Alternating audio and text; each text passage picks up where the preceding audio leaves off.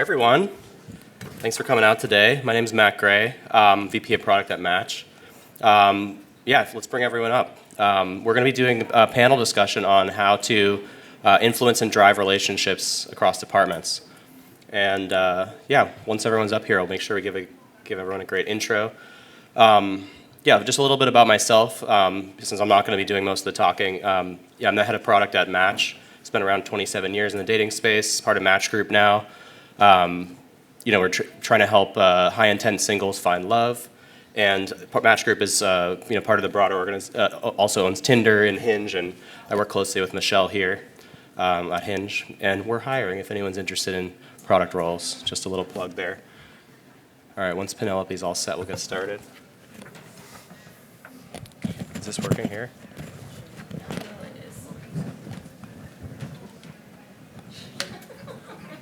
Wait, am I behind I'm behind this thing, aren't I?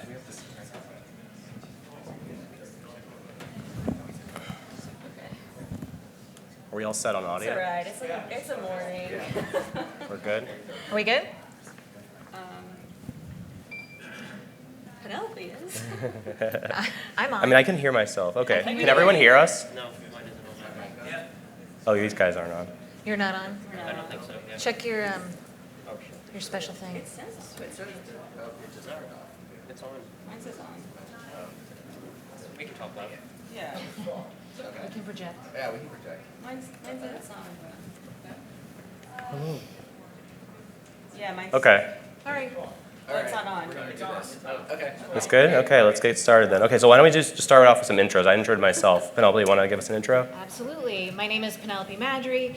I lead a team at American Express that is the acquisitions, products, and services strategy team. My team is responsible for all the platforms that support acquisitions. So when someone comes to our site to apply for a card, a loan, a bank account, something else, those are my systems. And I'm not here representing American Express. I'm just here representing my own point of view.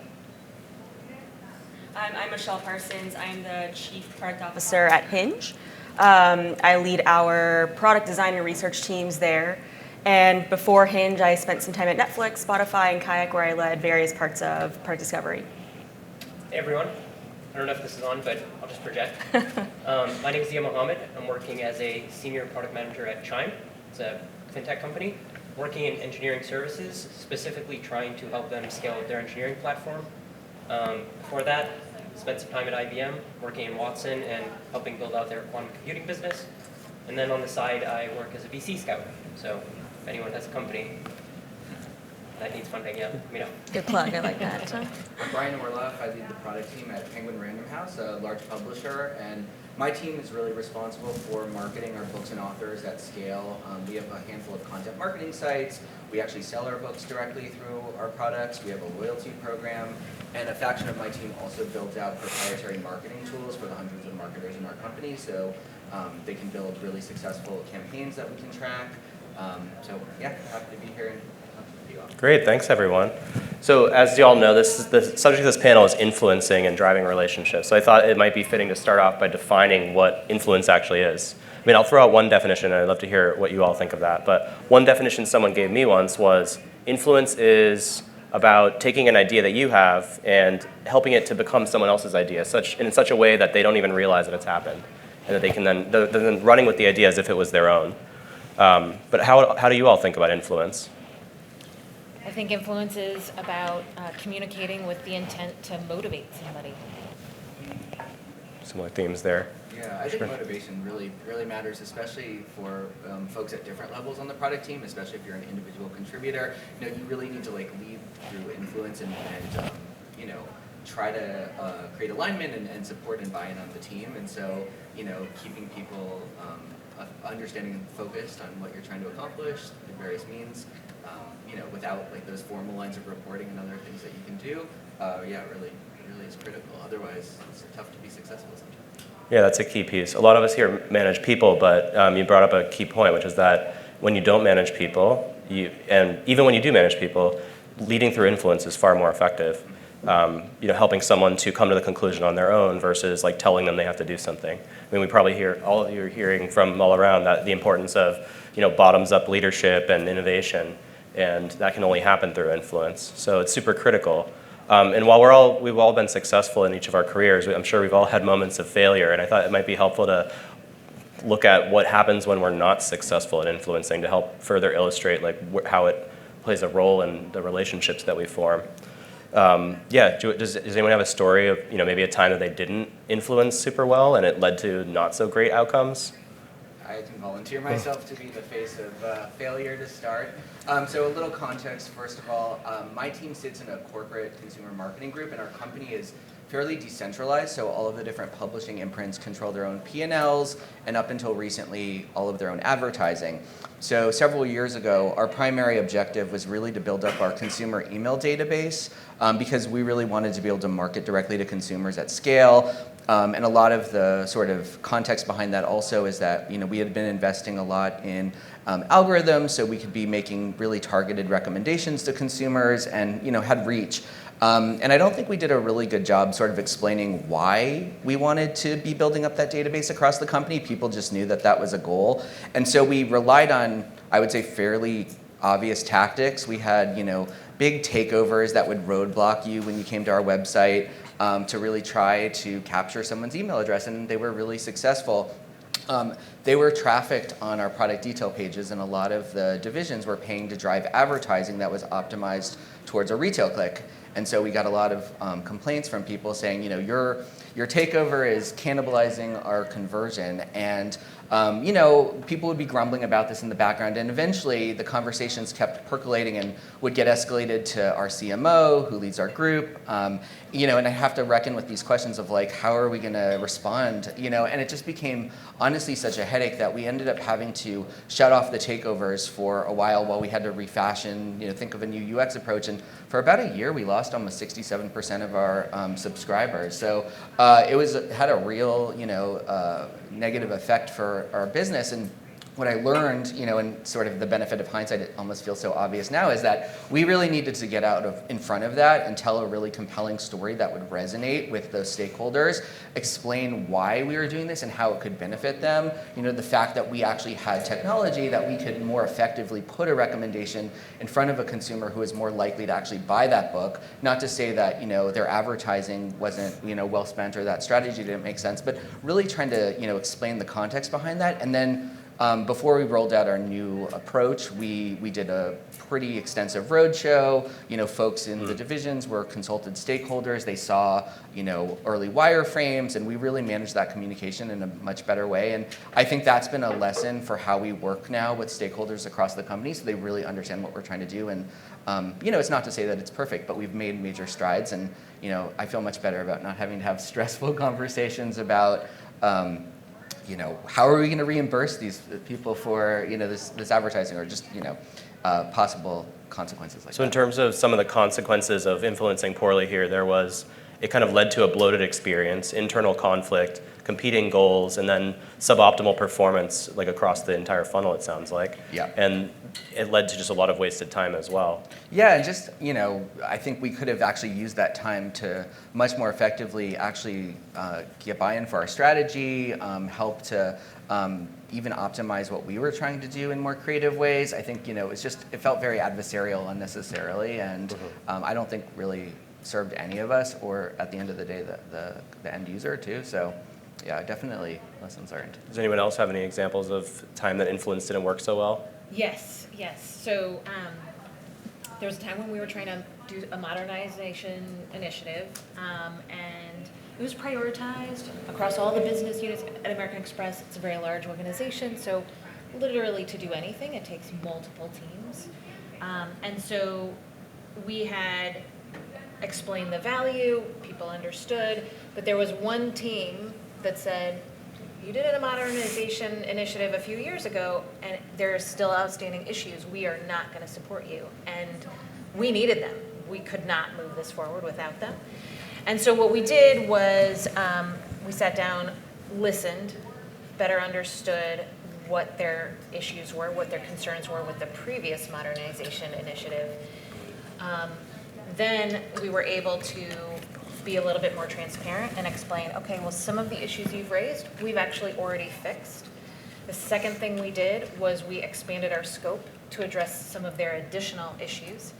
And then the third thing we did was we met with them probably twice a week for about 6 months to ensure that we were closely working with them. They were completely on board with what we were doing, and there were no surprises or issues that they experienced as a result. So it sounds like in this case, what happened was you hit a wall, like it was complete work stoppage, Yep. unable to move forward, and you had to basically go back to the complete basics of relationship building and trust building in order to get past that. Absolutely. Great. And in both of your stories, there's like several examples of tactics you used to overcome that. I think we should return to that in a little bit. And did either of you have any examples of times where influence wasn't at play and something didn't work out? Yeah, I can give a good example. So my time at Netflix, the content teams and the product teams are pretty separate. They also sit in separate locations, one in LA and one in Los Gatos. And I was running kids and family product, and one of the things that was really coming down to us was that the competition in this space was really starting to ramp up. You had streamers like Disney Plus coming on with really well-known IP that was going to come off of Netflix. And so the content team and marketing team is really trying to understand, how are we going to compete in this new world when kids IP is really important? It also takes a lot of marketing dollars to really make that thing or that character resonate with a child. And I came into the organization in like the typical product fashion. I'm like, all right, back to the vision, conversation or presentation just a bit ago. Is like, dig into the data. What insights do we have? Let's really try to understand who our customers are, how we can stand out as the #1 kids content provider and platform, and then really understand how we can continue to build that relationship long term with our kids and parents. And so one of the key insights that we found was that, in fact, kids didn't want discovery content. They didn't want all the new stuff that the content team was paying for and building and spending a lot of time creating. They wanted the characters that were well known. They wanted to watch Moana for the 100th time. They wanted to watch Frozen for the millionth time, right? And how do we actually get kids to discover was a really challenging problem. And so what what the teams had been doing prior was just trying to shove in all this discovery content at the top of the page, which ultimately lost the trust of the kid. They're like, okay, you don't have what I want, and so you'll leave. So what I ended up doing was saying, great, here's the strategy for how we're gonna win. We had all aligned on the vision, but what I failed to do was go get buy-in from the content team, which had different metrics that they were judging their success on. They were judging success on, is my content that I'm pushing out there successful? Is my Netflix original successful? Versus, is Netflix generally successful, like getting kids to watch more? And my objective was to get kids to watch more. And so when we found the friction in these two objectives, what ended up happening was I wasted a lot of time because I couldn't get support from these very senior leaders across our marketing and content teams who I needed buy-in from to actually get my strategy and all of our efforts off the ground. And so I ended up having to come back, and I started then from a -1. So now I had to build back up all that trust and all that understanding rather than starting at the onset. So we had aligned on vision, which I think is important, and then the other piece is how are you going to execute on that vision, right? So the goal was still to allow for discovery to be at the forefront, but it was like, how are we going to get kids to discover? Well, we wanted to lean back and say, let's get them to engage with their familiar favorites more first, which at the short term was going to pull down all of those metrics that the content team really cared about. But in the long term was going to actually be highly beneficial. And so, what ended up happening is time wasted and trust lost. But I think after a couple of, road shows, then we kind of all aligned on what that strategy is going to look like and also the time frame, which I thought was really important in this particular instance. Very interesting. So in this case, like it's some of the same themes as from what Brian and Penelope were saying of like wasted time, but in this case it was like the lack of alignment led to additionally suboptimal outcomes, and just it sounds like conflict arising from all of that. And so one of the threads I picked up on in each of your stories was that there are kind of different things that you need to influence about or on. And so there's things like mission and vision. There's, in your case, it was delivery. It was goal setting or strategy. So yeah, let's dig into that a little bit. Zia, we haven't heard from you yet. I'd love to hear, what are some of the things that you've had to influence on in order to, change someone's mind or get buy-in or get that kind of cooperation going? Sure, yeah, I think sometimes trying to get influence can actually lead to you revamping your product or the total direction that you're going in. At a previous company I was working at, a couple of us on the product management team had done some research on what direction our product was going to go. And we saw two main user groups. One were people who were brand new to the product and didn't necessarily know what they were doing. And then the other was people who were very skilled in it. They knew what they were doing. It was a very niche group. And although majority of our users who were coming in were people who were new to the product, we took the data, we presented this data to our leadership team, and the leadership team actually, contrary to what we were thinking, was like, oh, you should actually focus in on these very skilled users, these users who are domain experts. And so we kind of had to make the product team had to make a judgment call to say, okay, well, some of these tools that we've built out for people who are new to this industry, people who are new to using this stuff, they might just have to go on the side, and we'll have to focus in on these very domain-specific tools. And so I think sometimes when you're trying to get influence, you can realize that the direction you're going or the product market fit you're trying to find isn't necessarily the one that the company wants to go with. So. Yeah, that's a really great example. Yeah, I'd love to hear, does anyone want to speak to, I think, Michelle, you mentioned something about aligning on the strategy between groups. Maybe talk through a little bit about how you approach that. Yeah, and I think it's important, right? If you are trying to influence, you can be influenced as well. I think it's really important to try and take emotion out of decisions that are being made, and what is right for me, for my group, what is right for my team, and how do you really level set on what are the goals and objectives that you as the organization and business are trying to accomplish and achieve, and then how does your individual team or squad or whatever the case may be ladder up into that. And so we align around OKRs, and the goal here is really to align on a key North Star metric. What is this thing that the business really values as the end all be all? And then how can we set smaller, leading metrics that will allow for us to have a roadmap to make meaningful progress against? And so this is kind of our checkpoints. And what we do to try to reduce the personal opinions and the personal objectives from getting in the way is to write those things down and align on those up front before you even start to build out your tactical roadmap. Because it really helps to come back to these OKRs and then maybe principles you'll attach to them so that you can look at something when there's a conflict or there's a disagreement and say, okay, well, here's what we agreed upon at the top. Here's what our goal or our objective is. Does this discussion or does this thing that we're trying to figure out, does this actually lead back up to our objectives? And so that's a really neutral way to make decisions and to influence. Okay, here's the thing that we agreed upon at the top of this project. Is this particular feature or decision actually laddering back up to this thing? If it's not, and then principally you've all aligned that this is the thing that you want to go after, it takes the emotion out of it. It takes my own personal feelings and biases out of the discussion. And so I think that's been a really helpful way to lead with influence, but also to ensure that alignment is built up front to reduce any of that conflict down the line. Yeah, so a theme I'm getting from both of your stories is the need to tie what you're doing at a team level or across teams that are working together into the bigger picture so that everyone's kind of going in the same direction.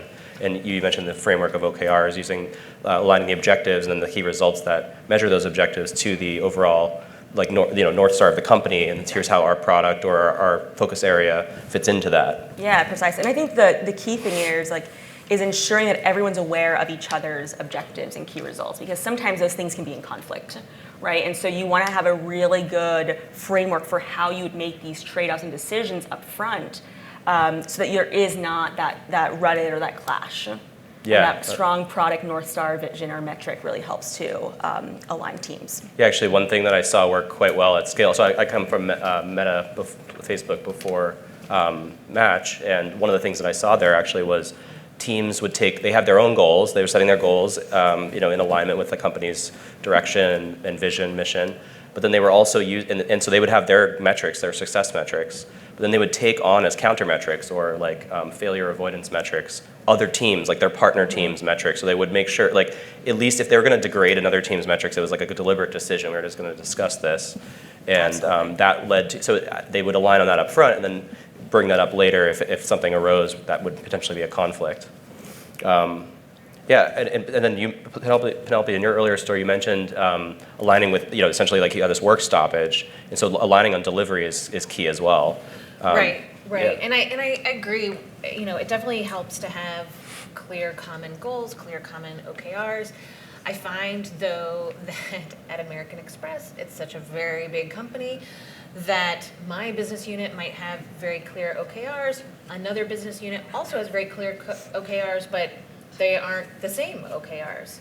And so what happens is that I need to build relationships with people in other parts of the organization, understand, well, what are their goals, what are their objectives, how are they measuring success, and then identify what are opportunities between our two roadmaps or our two visions to actually collaborate and move each of our visions and roadmaps forward. Otherwise you'd never get anything done. But yeah, I think it's very key. And I think another thing that helps is having that framework. So it might be OKRs, it might be Agile, but having a framework that helps you define roles and responsibilities, how you engage with each other, what to expect from each other, really helps move those conversations forward. Absolutely. All right, so one of the tactics that kind of came out, or one of the things that I was picking up on in these examples was the need to kind of identify who your stakeholders are and like work deliberately with them to do something. So does anyone want to talk about like how they approach that? How do you identify who your stakeholders are? And then once you know who they are, work with them effectively to influence them. Like what do you need to know to influence them? Well, just to jump in on that, I would say certainly you need to know what are their priorities, what is their vision, what is their roadmap, what are their constraints, and then again try to find those synergies or alignments that can help both of you move forward. But yeah, I think the first step is really listening to where that other person is coming from and being open to talking to people that you might not think you have any sort of overlap with. Being open to just listening to a lot of different points of view, different teams, and really getting that bigger picture. Yeah, I think a quick exercise for stakeholders is making a stakeholder map. For those who aren't familiar with it, it's something you can probably do in maybe a couple minutes. Get a group of people that you work with closely. I think one of the things that you guys should probably align on is who is your user and who are you solving problems for. But simply get some Post-it notes, start writing down all of the people that come to mind that your product or your process might touch, and then start grouping them. So if you have a user who's an engineer, you have a user who might be an architect, you might have someone else, etc., you'll start seeing these groups form. And then once you have those groups, start drawing lines between the 2 groups or 3 groups, etc. And on those lines, write down what the relationships are. So if it's the engineering team, they might be working with a design team. Designers will make the designs that the engineers might have to build. So draw out that arrow. And being able to really visualize these elements in an exercise that might take less than 30 minutes is a really powerful way that you can help align where you're going and what story you're going to be telling. I just want to add on, I love that because I think that the lines, one thing to add on to that is what are like firm, solid lines and what are dotted lines. So you can also like really try to understand what level of context and how many rounds of feedback rather, in proper English, does that individual group or team or discipline need, right? With legal, it might be a dotted line. Okay, I got to touch base with them at the top of the quarter, and then as a project is nearing launch, or maybe it's marketing. You're like, okay, well, we'll need to stay in lockstep, or we've identified these core projects that are going to be really critical for their narrative and their vision as well. And so, how do we ensure that there is a deep point of contact embedded within the project team. And so I love this idea of the mapping and then kind of layering on the level of engagement. We've actually, what you're both talking about is resonating with me too, because we also have so many, at times it feels like competing stakeholders in my company. So what we've tried to do is also add a level of specificity, like in our discussions, whether it's formalized in a brief process or something, where who needs to be consulted and then who actually can be approving, because I think if there's ambiguity there, it can lead to, well, just ambiguity, it can extend timelines, misunderstandings. So if you can kind of communicate that clearly at the outset of an initiative or something, make sure everyone sort of understands what their role is too, it's great. Because otherwise, you might find yourself sort of in these endless feedback loops as well, and then you're not getting anything done either. So That is so true. I used to hate Racy Matrix, but now they are my best friend. We've adopted it at Hinge. We call it COZY now. It's consulted, owner, sponsor, informed. I don't know. We all have acronyms for I've everything, seen a lot but of those acronyms, yeah. yeah, it's good. There's also the rapid one, Yeah. RAPID. Right. And I think to this point here, like, you know, when you talk about influence and identifying stakeholders and working with teams and alignment, one of the things that I thought was really impactful at my time at Netflix was we had this concept of a thing called an informed captain. At the end of the day, who was going to be the responsible for taking in all of the feedback, all of the disparate opinions, data points, and ultimately making a decision, right? And so maybe it was a disagree and commit, environment, and you said, okay, well, I've taken in that feedback. Maybe not everyone is aligned, but you can get into a pitfall when people aren't aligned. You're trying to get everybody aligned and on the same page and bought in, and it just takes forever. And then you end up compromising on that core experience or those core learnings, right? If you're in an A/B test-driven environment or a testing environment, a lot of this is to be learned. And so it hamstrings your ability to move forward, make momentum, if you can't just say, we're gonna go this way, and here's our plan if it is positive or negative, and here's what we'll do next. And so I think it's really important to have that concept of who's gonna make the decision and own that, and then kind of own the outcomes as well. Yeah, and one thing that came to mind, Zia, when you were talking is if you make a map of stakeholders and you know what their motivations are and what their goals are, to your points, it might be easier to then frame up like, who do I need to talk to first, second, third when I'm trying to do something crazy or new. Like there's your trusted insiders, then there's like maybe trusted outsiders, then there's like the scary people who disagree with whatever I have to say, but who they need to see that those outsiders and insiders are bought in before they before they get on board with even like listening to your idea. And so making a map like that and almost like concentric circles of who you need to engage going out can be really effective in getting buy-in, especially dealing with like people who are constantly objecting to things. Yeah.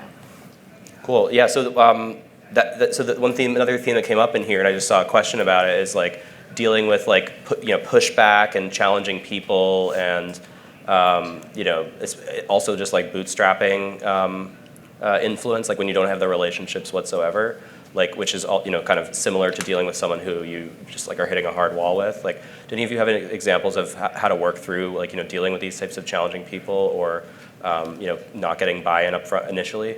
I can share something there, and I think it sort of picks up on a lot of the themes around communication that we've talked about, because it does take time to develop deep relationships with colleagues. And early in the pandemic, we're primarily a B2B company, but we do have we sell our books through our websites and apps. You can buy them through retailers, but you can also buy them through us. We have a warehouse and we can fulfill. And at the early start of the pandemic, books were being deprioritized as non-essential items for some major retailers. So it was an opportunity for us to maybe learn about an e-commerce space that wasn't really core to our business. But it really required my team to meet folks in our operations organization that we've never worked with before, and understand everything about the supply chain and all of the systems. And in order to sort of have what I would call just essentially table stakes expectations of like what a consumer e-commerce business would be, it required technology changes, it required process changes, and we needed to figure out like very quickly how to have those conversations. And so I would say the first thing that we focused on was just honestly what the most effective means of communication were to actually hear each other, so we weren't talking past each other because we didn't even share a common language necessarily. Certainly from a prioritization perspective, we weren't on the radar at all. I mean, these teams were basically responsible for keeping our business afloat with like huge, companies and revenue streams. So, we weren't going to say, oh, this is a great revenue play because we were going to be a drop in the bucket. So just trying to very succinctly and quickly understand like what would be the most compelling reason why they should, come work and help us and talk to us, and how to express that really clearly. And so, frankly, it was just a lot of trial and error. It's now been about 2 years, and those relationships have been built out. But it was about like just continuing to show up as well. Continuing to return to those conversations, asking good questions when you didn't know, trying to understand before going into like pretty intense stakeholder conversations how all of the teams function, what their pain points were, so we could really be empathetic and understand, this is what your workflow is. So the thing that we're asking is going to create infinitesimal amounts of work for you all or something. And so we could actually be prepared to either address that head on or include that in our plan so we can come up with maybe a way around that, or just at least understand what we're walking into. I think it really comes down to being very targeted with the kind of communication and listening and asking questions. Yeah, so you're kind of saying you need to have an elevator pitch ready. You need to understand what each of these groups cares about and what will be convincing to them and what their temperature is, and then have like an elevator pitch that's ready to go about like, and here's why you need to do the thing that we're trying to do. Absolutely, and it's probably different for different groups. I mean, for me, it's always all about the story, right? What's going to be the most compelling thing for this audience? And so you may have 5 different versions of that are all, sort of part of the bigger picture, but what's going to be most effective in that one conversation to move the needle for you?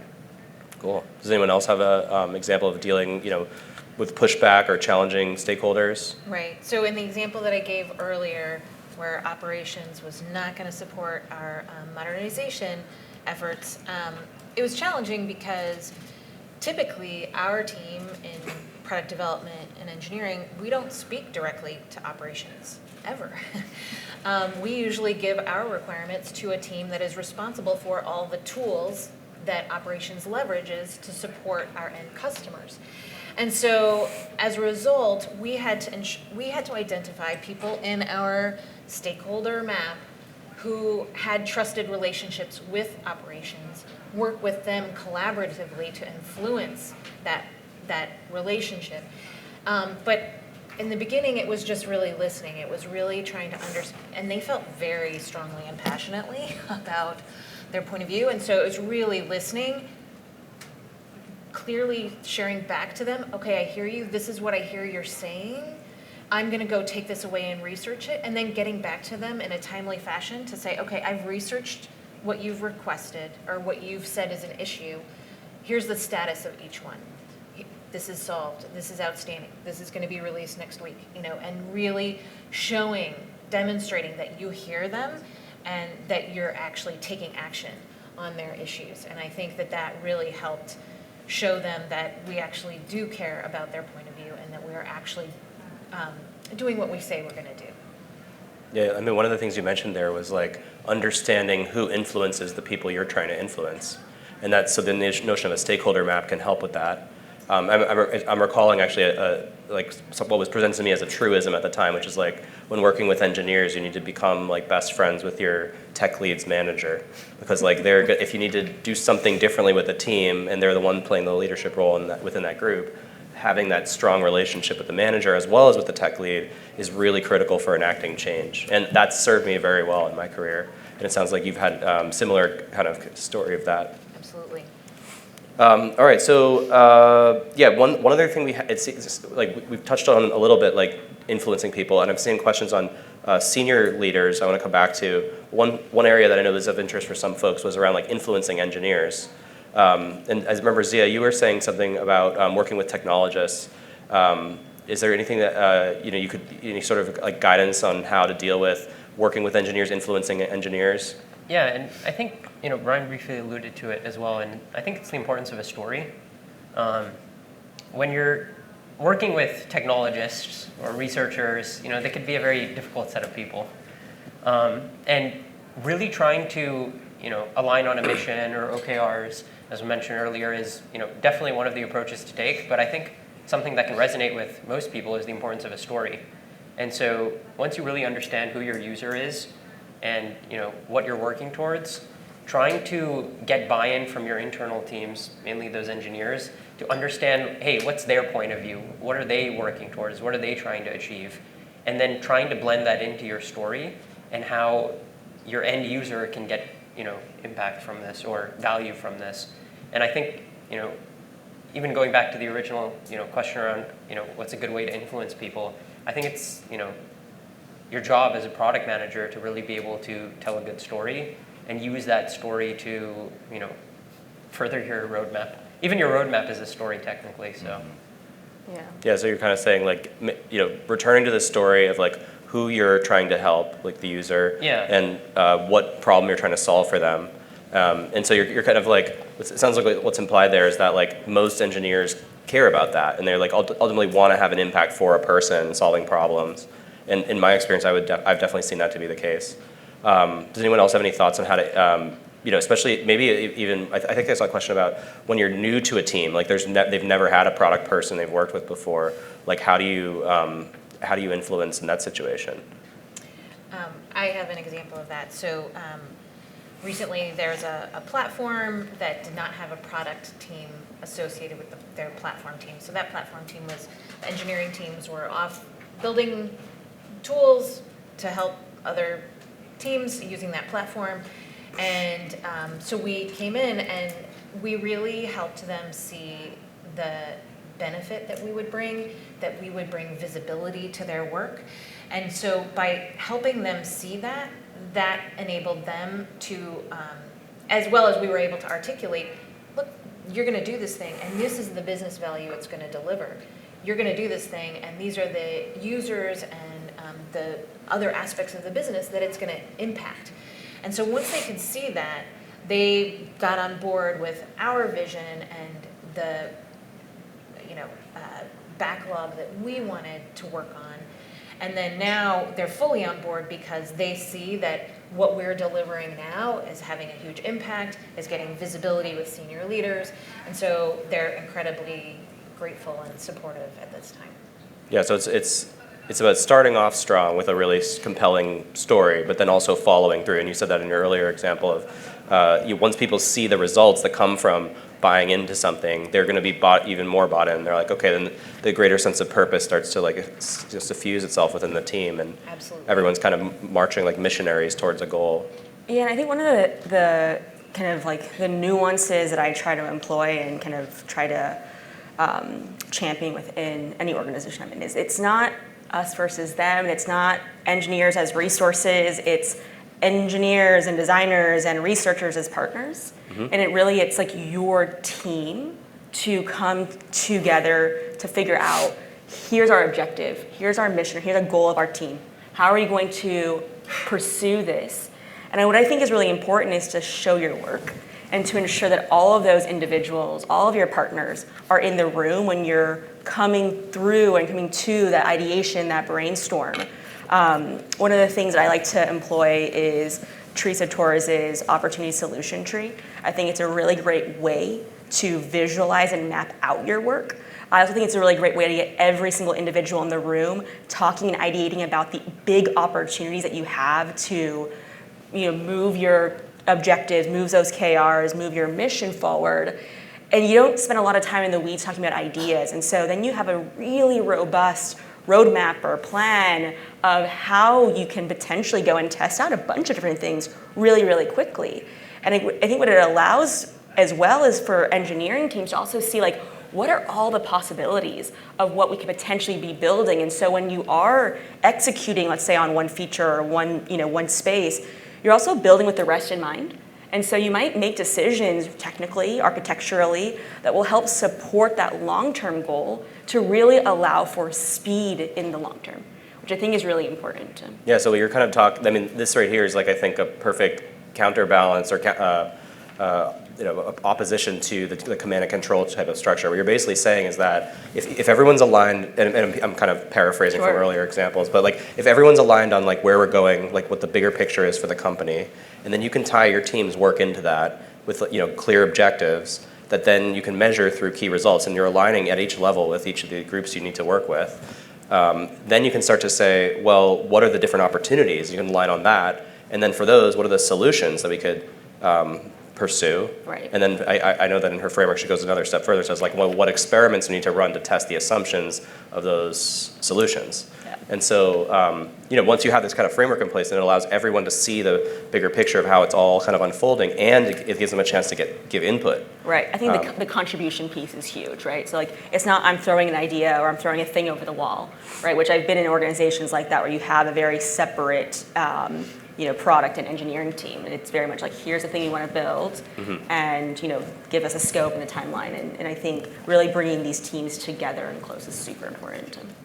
That's great. Okay, so let's touch on some of these questions directly that we've received here. So the top voted question here is, when you get pushback, how do you determine if you're influencing poorly or if the idea is flawed? Does anyone want to take that one? So I'll just jump in. I would say that part of it is understanding from the people or group that is giving pushback, do they have data? Do they have evidence? Like, what is the foundation of their pushback?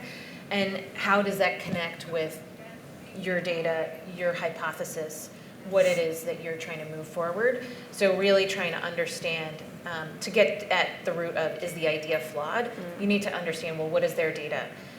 What is the evidence that they're bringing?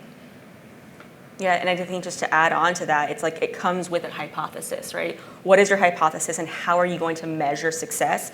Because if any of those things aren't super crystal clear, if you don't really have a solid hypothesis, and if you don't have a clear way that you're going to measure the outcomes of that, then it's going to be really hard for you to determine, is my idea flawed or am I influencing poorly? Because it could be both, right? It could be either one of those things. And I think the story, to your point, Zia, is the story when you are able to really convey and communicate clearly, like, what is storytelling is like part of our jobs, right? It's like I think the fundamental skill that we all need to have in every single aspect of what we do and when we show up anywhere in any meeting. Because I think we know what we're trying to do. Like, we are like the people who are like, we have our roadmaps, we're like, okay, I got it. I think you have to show up every single time at every meeting and remind everybody. All right, and our goal and our mission is this. Okay, are we all aligned? Got it. Repetition is super important, which I think long term will help reduce pushback, so long as you can clearly explain how the story, the data, and the hypothesis, ladder back up to each other. In addition to the data and the story, I think in this sort of hypothetical, it's also about like asking clarifying questions, which is totally okay. To really understand like what is that at the root of the pushback. Like you all are saying, is it somebody's contesting the hypothesis, or is this actually because this idea is going to create more work for them, or it's a distraction for their team or something? Like really trying to understand what's motivating the feedback, and not being afraid to have an open conversation about that, and actually like being open to listening to what they say too, because I think I saw one of the questions about the difference between pushback and manipulation or something, and I think, influence and manipulation, and I think where I would go with that with all of this is just really you have to be open-minded, even if you have an outcome that you're driving towards. You can't go in myopically pushing towards that, relentlessly without truly listening to stakeholders and people in the organization, because I think also you'll be missing things at a minimum. You won't be doing your best work, but also you run into that trust issues and all sorts of other Right. road bumps along the way. And just to add on to that, I would say about the listening, I think it's really key to be open to other ideas. So for example, I was trying to move an initiative forward and I was talking to somebody and they were giving me a vibe of negativity about my idea, and I had to keep on pushing, and finally I realized they're like, yeah, what you're proposing, there's like a whole other team that governs this one aspect of what you're trying to do. And I'm like, oh, okay, I have a hypothesis, but it's actually too simple and it's more complex, and I need to understand the complexity behind what I'm trying to do. Yeah, so it sounds like it's really important to be able to understand. You need to be able to break these solutions down into their assumptions and be able to align on how we're going to test these and what success looks like. And so then instead of having, when you're dealing with pushback, if you've already aligned on that, you have at least a shared definition of what a successful experiment or successful test looks like. And that allows you to then come back and and you can say you can say basically if this is real, if we're all in agreement that this is what measures success here, and the data shows otherwise, like who cares what our opinions are? The data is what we've agreed matters, and therefore we need to change the idea or iterate or explore something different or solicit new input. Yeah, so I hope that addresses the question there. The next question we had here was, how has influencing changed in a remote/hybrid work environment? Yeah, I mean, I think influence and alignment and collaboration is kind of built on the foundation of relationships. And so I think what has happened in remote and hybrid worlds is the ability to have those micro moments, right? At the, passing in the hallways or out of meetings has like completely disappeared. And I think, in order to ensure that you're not just all work all the time, to figure out how do I layer in the humanness of getting to know somebody, because you don't have the after work, hangout or the lunch that we can all go to together and meet different people from different teams and talk about our weekends or whatnot. And I actually ran up against this when we first moved into the hybrid or remote work. I moved back from California to the East Coast. I was working remotely. We were all working remotely. And I was pushing forward so many different initiatives at once. And I just got so tied up in, all right, well, I've already built relationships with these people, right? I don't need to continue to foster them. We have that foundation. And it really took a toll on my future growth with my team because I had just totally discounted that I needed to try to layer in some of that softer, just hey, let's in a one-on-one, let's forget about talking about all of our to-do lists and just talk about, how we're doing. And I think that, one of the things that I realized is that remote work made it really easy to multitask. Made it really easy to do a lot of things at once that you otherwise wouldn't do, right? In a meeting, you're not going to be in a one-on-one and on your computer, but you can be on a Zoom and typing a Slack. And so I think that relationships are more important in figuring out ways to actually create that culture and maintain it is super important, especially when we go back to a hybrid world where you'll have people in person and remote, and how do you ensure that the people who are still remote are equally as included as those who are in person? Yeah, I've seen this firsthand as well. I've onboarded twice now in COVID, fully remote environments. And one of the things that was really key was making a stakeholder map. So it's here's my ecosystem of people. And I do this now with my team members that I'm hiring and onboarding, is to make the first 30 days, it's even if you don't touch a single project, talk to the engineers about what they're how the tech works, build the relationships with all those people in that ecosystem. And if you talk about nothing else, just get to know them and what motivates them and what they care about, what their goals are, then you can talk about everything. All that other stuff always will come up, whether you want it to or not. You have to make a deliberate effort to focus on learning what they care about and what motivates them. And that's something that I found has been really helpful for me. I feel like it opens the door for me to go to them if something comes up, or to bring them into a conversation, or vice versa. Exactly. If those relations, and then you mentioned, Michelle, you also need to sustain those. Yeah. You need to put the effort in to, you can't just you have to invest in it. It's in romantic relationships. You need to put the time in to really make sure that you're fostering it. Right. And just romantic relationships, it can't be the same monotonous thing over and over. So yeah, you have to infuse some newness into it, and can't just be how was your weekend? How was your weekend? It's really going deeper, I think, is super important. All right. I think we're at time, and so Cool. Thanks everyone for hearing us out, and I hope we addressed most of the top voted questions. I think we missed one about vendors, but I think we're going to be hanging out a little bit around the back here for a few minutes afterwards. So if anyone has any follow-ups, please don't hesitate to grab us. Great. Thank you. Thank you.